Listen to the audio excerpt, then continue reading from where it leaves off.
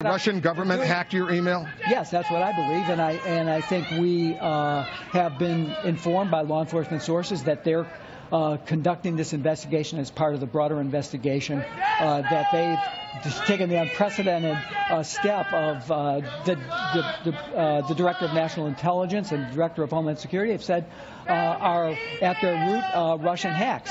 So, all the Mr. transcripts Assange is acting as a and look, if this was about transparency, they put them all out. So they're dribbling them out because they want because the Russians are intervening in this election on behalf of Donald Trump, because Donald Trump has been someone who has basically taken every position that Vladimir Putin has, as opposed to the bipartisan group of on both sides of the aisle, of people who have thought what's in the issues of the United States. Have you seen any evidence?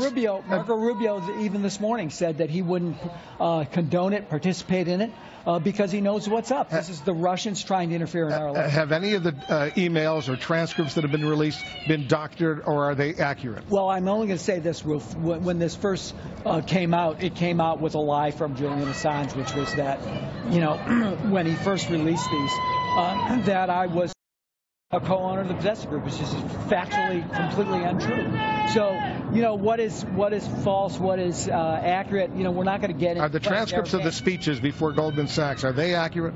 Look, I think what I would say to that, Wolf, is we're not going to get into that, but what I would say is that she has said to people on Wall Street before the 2008 election, during the crisis, and during these speeches, that they need to be held accountable. They cannot be allowed to let Wall Street wreck Main Street again. She's put out the most aggressive Wall Street plan of any candidate. What does Donald Trump want to do? Repeal Dodd-Frank.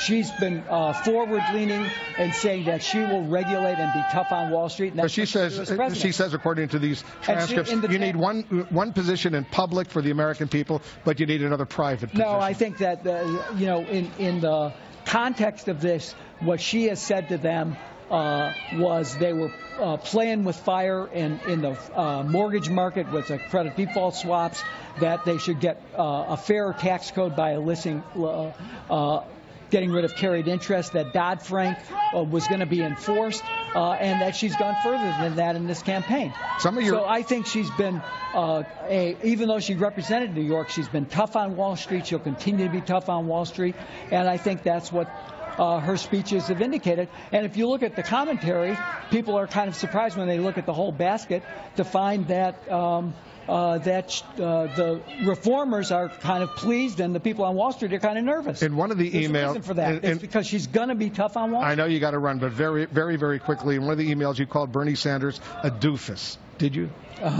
Well, I have great respect for Bernie Sanders. There was a moment where he opposed the Paris deal, where,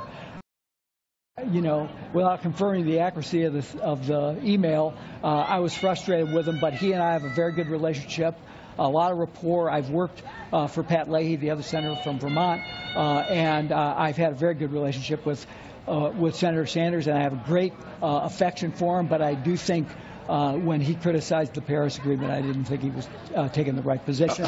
I'm very proud of President Obama for delivering such an important climate agreement. I'll take that as a yes.